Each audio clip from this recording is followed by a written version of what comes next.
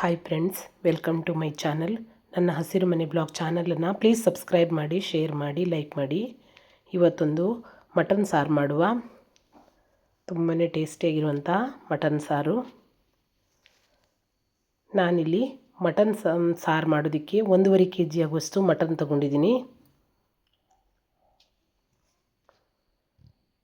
ನೋಡಿ, ಈಗಳು ತೊಳೆದುಕೊಂಡು ತೊಗೊಂಡು ಬಂದಿದ್ದೀನಿ.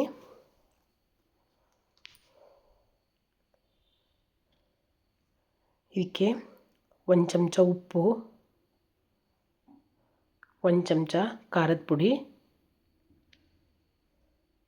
1 ಚಮಚ ಗರಂ ಮಸಾಲ ಪುಡಿ, ಅರ್ಧ ಚಮಚ ಆಗುವಷ್ಟು ಅರಿಶಿನ ಪುಡಿ ಮತ್ತು ಸ್ವಲ್ಪ ಎಣ್ಣೆ, ಇಷ್ಟನ್ನು ಹಾಕಿ ಚೆನ್ನಾಗಿ ಮಿಕ್ಸ್ ಮಾಡಿ ಅರ್ಧ ಗಂಟೆ ಎತ್ತಿಟ್ಕೊಳ್ಳುವ.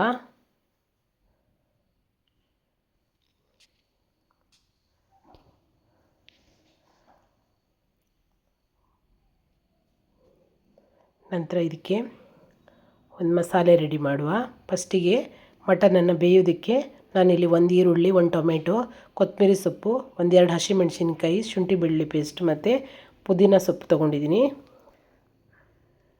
ಒಲೆ ಮೇಲೆ ಒಂದು ಕುಕ್ಕರ್ ಇಟ್ಕೊಳ್ಳುವ. 4 ಚಮಚ ಆಗುವಷ್ಟು ಎಣ್ಣೆ ಹಾಕ್ಕೊಂಡಿದ್ದೀನಿ ನಾನು. ಇದಕ್ಕೆ ಇವಾಗ ಈ ಕಟ್ ಮಾಡಿ ಇಟ್ಕೊಂಡಿದ್ನಲ್ಲ ಈರುಳ್ಳಿ, ಅದನ್ನು ಹಾಕ್ಕೊತಾ ಇದ್ದೀನಿ. ಚೆನ್ನಾಗಿ ಫ್ರೈ ಆಗಬೇಕು ಈರುಳ್ಳಿ.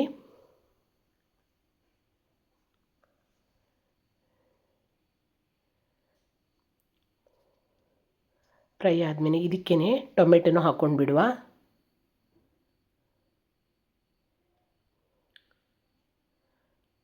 ಟೊಮೆಟೊನೂ ಫ್ರೈ ಆಗಲಿ. ಇವು ಚೆನ್ನಾಗಿ ಫ್ರೈ ಆಗಬೇಕು. ಇದಕ್ಕೆ ಹಸಿಮೆಣಸಿನ್ಕಾಯಿನೂ ಹಾಕ್ಕೊಳ್ಳುವ. ಈಗ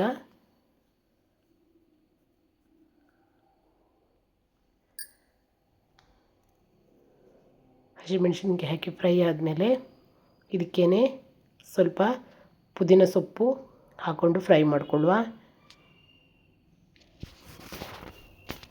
ಇವೆಲ್ಲವೂ ಫ್ರೈ ಆಗಬೇಕು, ಯಾಕಂದರೆ ಇದರಲ್ಲಿ ಮಟನ್ ನಾವು ಬೇಯಿಸ್ಬೇಕೀಗ. ಇದು ಮಸಾಲೆ ರುಬ್ಬೋದಕ್ಕೇನಲ್ಲ.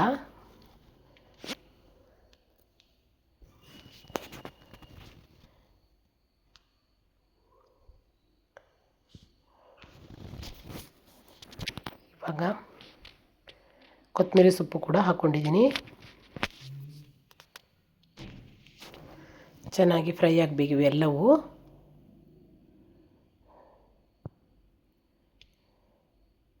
ನೋಡಿ, ಚೆನ್ನಾಗಿ ಫ್ರೈ ಆಗಿದೆ. ಈಗ ಇದಕ್ಕೇ ನಾನು ಶುಂಠಿ ಬೆಳ್ಳುಳ್ಳಿ ಪೇಸ್ಟ್ ಹಾಕ್ಕೊತಾ ಇದ್ದೀನಿ. 1 ಚಮಚ ಸಾಕು.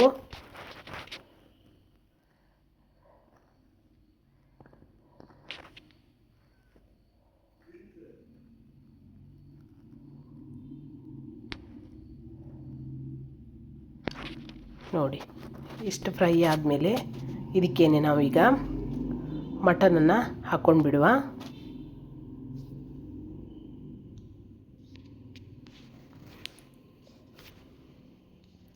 ನೋಡಿ, ಮಟನ್ ಹಾಕಿದ ಮೇಲೆ ಸ್ವಲ್ಪ ಮಿಕ್ಸ್ ಮಾಡಬೇಕು. ಇದನ್ನು ಮಿಕ್ಸ್ ಮಾಡಿಕೊಂಡು ನಾವು ಮಟನ್ ಕಲಸಿದ್ದೀವಲ್ಲ, ಅದರಲ್ಲಿ ಒಂದು ಅರ್ಧ ಲೋಟ ಆಗುವಷ್ಟು ನೀರು ಕೂಡ ನಾನು ಸೇರಿಸಿದ್ದೀನಿ.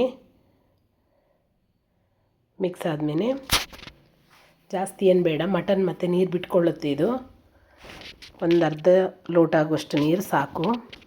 ಇದನ್ನು ನಾನೀಗ ಕುಕ್ಕರ್ ಮುಚ್ಚಳ ಮುಚ್ಚಿ ಬೇಯಿಸಲ್ಲ, ಒಂದು ಸ್ವಲ್ಪ ಹೊತ್ತು ಹಾಗೆ ಬೇಯಿಸ್ಕೊತೀನಿ. ಯಾಕಂದರೆ ಒಂದು ಸೆಕೆ ಬಂದಮೇಲೆ, ಒಂದು ಕುದಿ ಬಂದಮೇಲೆ ಅದು ನಂತರ ಕುಕ್ಕರ್ ಮುಚ್ಚಳ ಹಾಕಿದರೆ ಚೆನ್ನಾಗಾಗುತ್ತೆ. ಅದಕ್ಕೋಸ್ಕರ ಈಗ ಕುಕ್ಕರ್ ನಾನು 3 ವಿಸಿಲ್ ಕೂಗಿಸ್ಕೊಳ್ತೀನಿ ಅದನ್ನು. ಅಷ್ಟರಲ್ಲಿ ಇದಕ್ಕೊಂದು ಮಸಾಲೆ ರೆಡಿ ಮಾಡುವ. 10 ಎಸ್ತಡು ಬೆಳ್ಳುಳ್ಳಿ, ಸ್ವಲ್ಪ 4 ಚಮಚ ಆಗುವಷ್ಟು ಪುಟಾಣಿ, 10 ಗೋಡಂಬಿ, ಇಷ್ಟನ್ನು ಹಾಕಿ ಫ್ರೈ ಮಾಡಿಕೊಳ್ಳುವ. ಇದು ಫ್ರೈ ಆದಮೇಲೆ ಇದಕ್ಕೇ ನಾನು 1 ಈರುಳ್ಳಿ,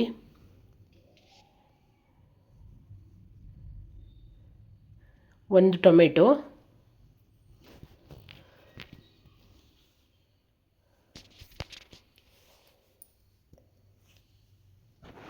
ಇದನ್ನು ಕೂಡ ಫ್ರೈ ಮಾಡ್ಕೊಂಡಿದ್ದೀನಿ. ಯಾಕಂದರೆ ಇದು ಮಸಾಲೆಗೆಲ್ಲ ಹಸಿ ವಾಸನೆ ಹೋಗೋವರೆಗೂ ಹುರ್ಕೊಳ್ಬೇಕು. ಇವು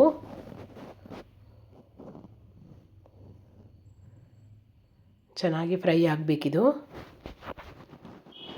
ನಂತರ ಇದಕ್ಕೇನೆ ಸ್ವಲ್ಪ ಕೊತ್ತಂಬರಿ ಸೊಪ್ಪು ಸಹಿತ ಸೇರಿಸ್ಕೊಂಡಿದ್ದೀನಿ. ಪುದೀನ ಇದನ್ನು ಹಾಕಿ ಫ್ರೈ ಮಾಡಿಕೊಳ್ಳುವ.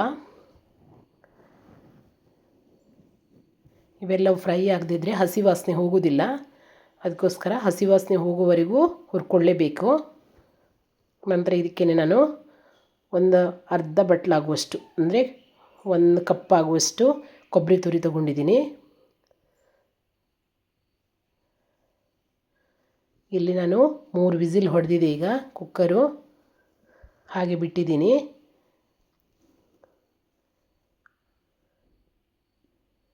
ನೋಡಿ, ಚೆನ್ನಾಗಿ ಫ್ರೈ ಆಗಬೇಕು. ಕೊಬ್ಬರಿ ಎಲ್ಲ ಪರಿಮಳ ಬರಬೇಕು. ಅಷ್ಟು ಪರಿಮಳ ಬರುವ ತನಕನೂ ಹುರ್ಕೊಳ್ಬೇಕಿದು. ಇದಕ್ಕೇನೆ ಒಂದು ಅರ್ಧ ಚಮಚ ಆಗುವಷ್ಟು ಅರಿಶಿನ ಪುಡಿ,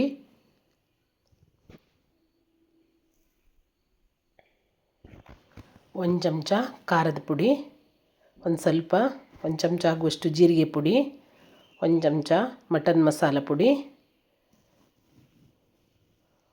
ಮತ್ತು 1 ಚಮಚ ಚಿಕನ್ ಮಸಾಲ ಪುಡಿ ಕೂಡ ನಾನು ಸೇರಿಸಿದ್ದೀನಿ ಇದರಲ್ಲಿ.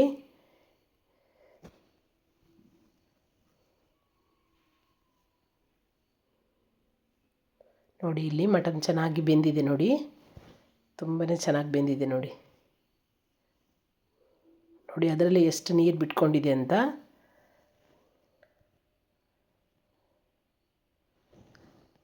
ಈಗ ನಾನು ಈ ಕಡೆ ಮಸಾಲೆನೂ ಹುರಿದಿಟ್ಟಿದ್ದೆನಲ್ಲ, ಅದೆಲ್ಲ ಆರಿದೆ. ಇದನ್ನು ನಾನೀಗ ರುಬ್ಕೊಂಡು ತೊಗೊಂಡು ಬರ್ತೀನಿ. ನೋಡಿ, ರುಬ್ಕೊಂಡು ತೊಗೊಂಬಂದಿದ್ದೀನಿ. ಈಗ ಇದಕ್ಕೆ ಕುದೀತಾ ಇದೆ, ಸೇರಿಸ್ಬಿಡುವ.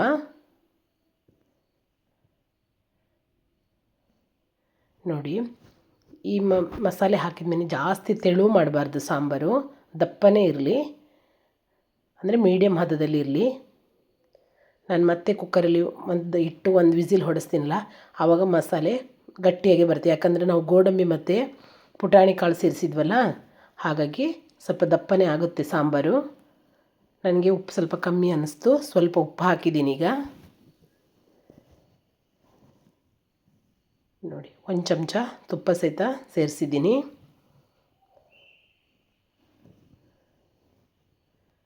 ಇವಾಗ ಸ್ವಲ್ಪ ಕೊತ್ತಂಬರಿ ಸೊಪ್ಪು, ಸ್ವಲ್ಪ ಪುದೀನ ಸೊಪ್ಪು ಕೂಡ ಒಟ್ಟಿಗೆ ಸೇರಿಸಿ ಸ್ವಲ್ಪನೇ ಹಾಕಿದ್ದೀನಿ. ಯಾಕಂದರೆ ಮಸಾಲೆ ಎಲ್ಲ ಹಾಕಿದ್ದೀನಲ್ಲ, ಅದಕ್ಕೋಸ್ಕರ ಸ್ವಲ್ಪನೇ ಹಾಕಿದ್ದೀನಿ ನಾನು.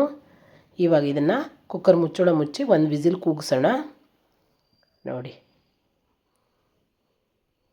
ಸಾಂಬಾರು ಎಷ್ಟು ದಪ್ಪಾಗಿ ಬಂದಿದೆ ಅಂತ ನೋಡಿ. ತುಂಬಾ ದಪ್ಪಾಗಿ ಬಂದಿದೆ. ನೋಡಿ, ತುಂಬಾ ಟೇಸ್ಟಿಯಾಗಿರುವಂತಹ ಮಟನ್ ಸಾರು ರೆಡಿಯಾಗಿದೆ. ಒಂದ್ಸಲ ನೀವು ಟ್ರೈ ಮಾಡಿ. ತುಂಬಾ ಟೇಸ್ಟಿಯಾದಂಥ ಮಟನ್ ಸಾರು ರೆಡಿಯಾಗಿದೆ. ಮತ್ತೊಂದು ವಿಡಿಯೋದೊಂದಿಗೆ ಮತ್ತೆ ಸಿಗ್ತೀನಿ. ಬಾಯ್.